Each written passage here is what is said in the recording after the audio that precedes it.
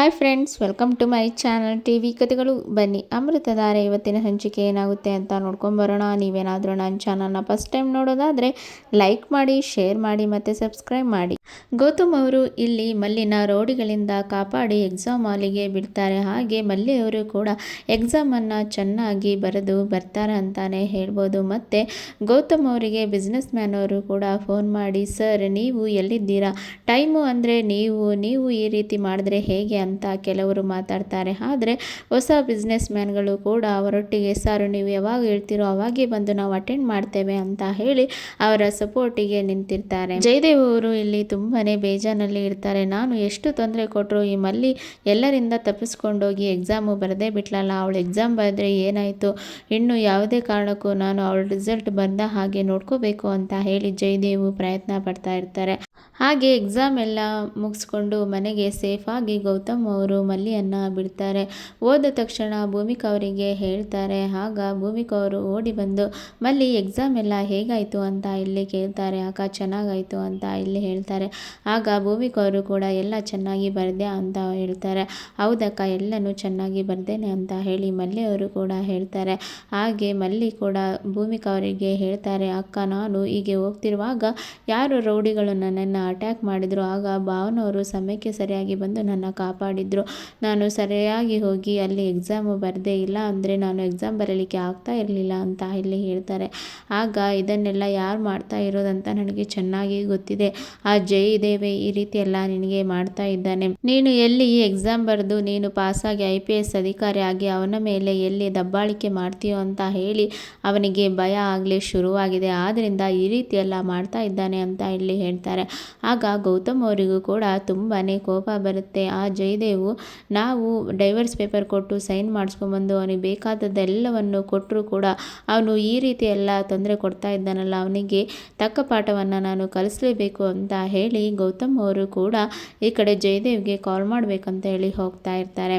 ಮತ್ತು ಇಲ್ಲಿ ಸುನಿಲ್ ಅವರು ಕೂಡ ಜಯದೇವ್ ಹತ್ರ ಬಂದು, ಬಾಸ್ ನಿಮಗೆ ವಿಷಯ ಗೊತ್ತಾಯ್ತಾ, ನಾನು ಮಲ್ಲಿ ಅವರನ್ನು ಎಕ್ಸಾಮು ಬರೀಲಿಕ್ಕೆ ಅಂತ ಬಿಡಲಿಕ್ಕೆ ಹೋಗ್ತಿದ್ದೆ, ಆಗ ರೌಡಿಗಳು ಅಟ್ಯಾಕ್ ಮಾಡಿ ಅವರಿಗೆ ತುಂಬಾ ತೊಂದರೆ ಕೊಟ್ಟರು ಅಂತ ಇಲ್ಲಿ ಹೇಳ್ತಾ ಇರ್ತಾರೆ. ಮತ್ತು ಅವರನ್ನು ಗೌತಮ್ ಸರ್ ಅವರು ಬಂದು ಬೇಗನೆ ಕಾಪಾಡಿದರು, ಇಲ್ಲ ಅಂದರೆ ಅವರು ಎಕ್ಸಾಮ್ ಬರೀಲಿಕ್ಕೆ ಹೋಗ್ತಾ ಇರಲಿಲ್ಲ. ಯಾರು ಈ ರೀತಿ ಮಾಡಿದ್ರು ಅಂತ ಗೊತ್ತಾಗಲಿಲ್ಲ ಬಾಸ್. ರೌಡಿಗಳು ಮಲ್ಲಿ ಮೇಡಮ್ಗೆ ಎಷ್ಟೆಲ್ಲ ತೊಂದರೆ ಕೊಟ್ರಲ್ಲ, ಯಾಕೆ ಈ ರೀತಿ ಮಾಡ್ತಾರೋ ಒಂದು ಗೊತ್ತಿಲ್ಲ ಅಂತ ಇಲ್ಲಿ ಹೇಳ್ತಾ ಇರ್ತಾರೆ. ಆಗ ಜಯದೇವ್ ಅವರು, ನೀನು ಹೇಳ್ದೆ ಅಲ್ಲ ಆ ಕತೆ ಎಲ್ಲ ನಾನೇ ರೂಪಿಸಿದ್ದು, ಅವರನ್ನೆಲ್ಲ ಕಳಿಸಿದ್ದು ನಾನೇ ಅಂತ ಇಲ್ಲಿ ಹೇಳ್ತಾರೆ. ಆಗ ಈ ಕಡೆ ಸುನಿಲ್ ಅವರಿಗೂ ತುಂಬಾ ಶಾಕ್ ಆಗುತ್ತೆ. ಆಗ ಸುನಿಲ್ ಅವರು ಕೂಡ ಅನ್ಕೊಳ್ತಾರೆ, ಬಾಸ್ ನೀವು ಅವರನ್ನು ಕಳಿಸಿದ್ದು, ನಿಮಗೆ ಯಾಕೆ ಅವ್ರ ಮೇಲೆ ಅಷ್ಟು ಕೋಪ, ಯಾಕೆ ಈ ರೀತಿ ಮಾಡ್ತಾ ಇದ್ದಾರೆ ಅಂತ ಇಲ್ಲಿ ಹೇಳ್ತಾರೆ. ಆಗ ಪೈಲ್ವಾನ್ ನೀನು ಸುಮ್ಮನೆ ಇರು, ಅವರು ನನ್ನ ಜೀವನದಲ್ಲಿ ಎಷ್ಟು ಟಾರ್ಚರ್ ಕೊಟ್ಟಿದ್ದಾರೆ ನಿನಗೆ ಗೊತ್ತಾ, ನಾನು ಅದನ್ನೆಲ್ಲ ತೀರಿಸ್ಕೋಬೇಕಲ್ವಾ, ಆದರೆ ನಾನು ಎಷ್ಟು ಪ್ರಯತ್ನ ಪಟ್ಟರು ಅದು ಆಗ್ತಾ ಇಲ್ಲ, ಆ ಗೌತಮ್ ಬಂದು ಎಲ್ಲ ಹಾಳು ಮಾಡ್ತಾ ಇದ್ದಾನೆ ಅಂತ ಇಲ್ಲಿ ಹೇಳ್ತಾರೆ. ಆಗ ಈ ಕಡೆ ಸುನಿಲ್ ಅವರು ಮನಸ್ಸಿನಲ್ಲೇ ಅಂದ್ಕೊಳ್ತಾರೆ, ಈ ಜಯದೇವು ಎಷ್ಟು ಕ್ರೂರ ಪಾಪಿ ಆಗಿದ್ದಾನೆ, ನಾನು ಇವನ ಜೊತೆಯಲ್ಲಿದ್ದರೆ ನಾನು ಕೂಡ ಹಾಳಾಗೋಗ್ತೇನೆ, ಆದಷ್ಟು ಬೇಗ ಗೌತಮ್ ಸರಿಗೆ ಎಲ್ಲ ವಿಚಾರವನ್ನು ಹೇಳಿ ನಾನು ಇವನಿಂದ ದೂರ ಹೋಗಬೇಕು ಅಂತ ಹೇಳಿ, ಆಯಿತು ಬಾಸ್ ಇನ್ನು ನಾನು ಹೋಗ್ತೇನೆ ಅಂತ ಹೇಳಿ ಅಲ್ಲಿಂದ ಹೋಗ್ತಾರೆ. ಹಾಗೆ ಇಲ್ಲಿ ಗೌತಮ್ ಅವರು ಜಯದೇವೆ ಈ ರೀತಿ ಮಾಡಿರೋದಂತ ತಿಳ್ಕೊಂಡು ಜಯದೇವ್ಗೆ ಫೋನ್ ಮಾಡ್ತಾರೆ. ಆಗ ಈ ಕಡೆ ಜಯದೇವ್ ಅವರು ಫೋನನ್ನು ರಿಸೀವ್ ಮಾಡು, ಇವನ್ಯಾಕೆ ಫೋನ್ ಮಾಡ್ತಾ ಇದ್ದಾನೆ ಅಂತ ಹೇಳಿ ಅಂದ್ಕೊಂಡು, ನಾನು ಮಲ್ಲಿಗೆ ತೊಂದರೆ ಕೊಟ್ಟಿದ್ದು ಮತ್ತು ರೌಡಿಗಳನ್ನ ನಾನೇ ಕಳಿಸಿದ್ದು ಅಂತ ಹೇಳಿ ಇವನಿಗೆ ಏನಾದರೂ ಗೊತ್ತಾಯ್ತಾ ಅಂತ ಹೇಳಿ ಅವರು ಫೋನನ್ನು ರಿಸೀವ್ ಮಾಡ್ತಾ ಇರ್ತಾರೆ. ಆಗ ಈ ಕಡೆ ಫೋನನ್ನು ರಿಸೀವ್ ಮಾಡಿ ಆಗ ಹೇಳ್ತಾರೆ, ಹೇಳಿ ಬ್ರೋ ಅಂತ ಇಲ್ಲಿ ಹೇಳುವಾಗ, ಜೈ ಇದನ್ನೆಲ್ಲ ನೀನೇ ಮಾಡಿದ್ದಲ್ಲ, ನನಗೆ ಚೆನ್ನಾಗಿ ಗೊತ್ತಿದೆ, ಯಾಕೆ ನೀನು ಈ ರೀತಿ ಎಲ್ಲ ಮಾಡ್ತಾ ಇದೀಯಾ ಅಂತ ಇಲ್ಲಿ ಹೇಳ್ತಾ ಇರ್ತಾರೆ. ಆಗ ಜಯದೇವ್ ಅವರು ಏನು ಮಾತಾಡದೆ ಸುಮ್ಮನೆ ಇರ್ತಾರೆ. ಜಯದೇವ್ ನಾನು ಇಷ್ಟು ವರ್ಷಗಳ ಕಾಲ ನಾನು ಸುಮ್ಮನೆ ಇದ್ದೇನೆ, ಮತ್ತೆ ನೀನು ಮಲ್ಲಿ ತಂಟೆಗೆ ಏನಾದರೂ ಬಂದರೆ ನಾನು ತಕ್ಕ ಪರಿಣಾಮವನ್ನು ನಿನಗೆ ಕೊಡಬೇಕಾಗುತ್ತೆ ನೋಡು, ನೀನು ಎಷ್ಟೇ ನಿನಗೆ ವಾರ್ನಿಂಗ್ ಕೊಟ್ಟು ನೀನು ಇದೇ ರೀತಿಯಲ್ಲಿ ಮಾಡ್ತಾ ಇದೀಯಾ ಅಂದರೆ ನಾನು ನಿನಗೆ ತಕ್ಕ ಪಾಠ ಕಲಿಸಲೇಬೇಕು ಅಂತ ಹೇಳಿ ಈ ಕಡೆ ಗೌತಮ್ ಅವರು ಹೇಳ್ತಾರೆ. ಆಗ ಜಯದೇವ್ ಅವರು ಕೂಡ ನೀನೇನು ಕಲಿಸೋದು, ನೀವೆಲ್ಲ ಸೇರಿ ನನಗೆ ಈ ರೀತಿಯಾಗಿ ಮಾಡಿಟ್ಟಿದ್ದೀರಲ್ಲ, ನಾನು ಯಾವುದೇ ಕಾರಣಕ್ಕೂ ನನ್ನ ಮನೆಯಲ್ಲಿ ಕೂಡ ನನಗೆ ನೆಮ್ಮದಿ ಇಲ್ಲ, ಹೊರಗಡೆನೂ ಕೂಡ ನೆಮ್ಮದಿ ಇಲ್ಲ ಅಂತ ಹೇಳಿ ಅವರು ಜೋರಾಗಿ ಮಾತಾಡ್ತಾ ಇರ್ತಾರೆ. ಆಗ ಗೌತಮ್ ಅವರು ಕೂಡ ನೀನು ಮಾಡ್ತಿರೋ ಕುತಂತ್ರದಿಂದ ನಿನಗೆ ನೆಮ್ಮದಿ ಇಲ್ಲದ ಹಾಗೆ ಆಗಿದೆ, ನೀನು ಮೊದಲು ಸ್ವಾಭಿಮಾನದಿಂದ ಬದುಕೋದು ಕಲಿ, ಆಗ ಎಲ್ಲವೂ ಕೂಡ ನಿನಗೆ ಸಮಾಧಾನದಿಂದ ಇರ್ತದೆ ಅಂತ ಇಲ್ಲಿ ಹೇಳ್ತಾರೆ. ಆಗ ಜಯದೇವ್ ಅವರು ಕೂಡ ನಿನ್ನನ್ನು ಮತ್ತು ನಿನ್ನ ಭೂಮಿಕನ್ನ ಮಲ್ಲಿನ ನಾನು ಯಾವುದೇ ಕಾರಣಕ್ಕೂ ಸುಮ್ಮನೆ ಬಿಡೋದಿಲ್ಲ, ನಿಮ್ಮನ್ನು ಯಾವ ರೀತಿಯಾಗಿ ನಾನು ಮಟ್ಟ ಹಾಕಬೇಕಂತ ನನಗೆ ಸರಿಯಾಗಿ ಗೊತ್ತಿದೆ. ಆಗ ಗೌತಮ್ ಅವರು ನೀನೇನು ನಮಗೆ ಮಟ್ಟ ಹಾಕೋದು, ನಿನ್ನನ್ನು ಯಾವ ರೀತಿಯಾಗಿ ಮಟ್ಟ ಹಾಕಬೇಕಂತ ನಮಗೆ ಚೆನ್ನಾಗಿ ಗೊತ್ತಿದೆ, ನಿನ್ನ ಪೌರುಷವನ್ನು ಹೆಣ್ಮಕ್ಳ ಹತ್ರ ಎಲ್ಲ ತೋರಿಸೋದು, ನೀನು ಗಂಡಸಾಗಿದ್ರೆ ನೀನು ಬಂದು ನನ್ನ ಜೊತೆ ಹೊಡೆದಾಡು ಅಂತ ಇಲ್ಲಿ ಹೇಳ್ತಾ ಇರ್ತಾರೆ. ಆಗ ಜಯದೇವ್ ಅವರು ನೀನು ಒಬ್ಬನೇ ಸಿಗು, ಆಗ ನಾನು ಗಂಡಸು ಅಲ್ವೋ ಅಂತ ಹೇಳಿ ನಾನು ನಿಮಗೆ ತೋರಿಸ್ತೇನೆ ಅಂತ ಹೇಳಿ ಜಯದೇವ್ ಅವರು ಹೇಳ್ತಾ ಇರ್ತಾರೆ. ಆಗ ಗೌತಮ್ ಅವರು ಹೇಳ್ತಾರೆ ನೀನು ಎಲ್ಲಿಗೆ ಬಾ ಅಂತ ಹೇಳ್ತೀಯೋ ಅಲ್ಲಿಗೆ ಬರ್ತೇನೆ, ಆದರೆ ನೀನು ಯಾವುದೇ ಕಾರಣಕ್ಕೂ ಕುಟುಂಬದಲ್ಲಿ ಯಾರಿಗೆ ನೀನು ತೊಂದರೆ ಕೊಡಬಾರ್ದು, ಏನಿದ್ರು ನೀನು ನನ್ನ ಜೊತೆ ಅಷ್ಟೇ ನೀನು ವಾಗ್ವಾದ ಮಾಡಬೇಕು ಅಂತ ಇಲ್ಲಿ ಹೇಳ್ತಾ ಇರ್ತಾರೆ.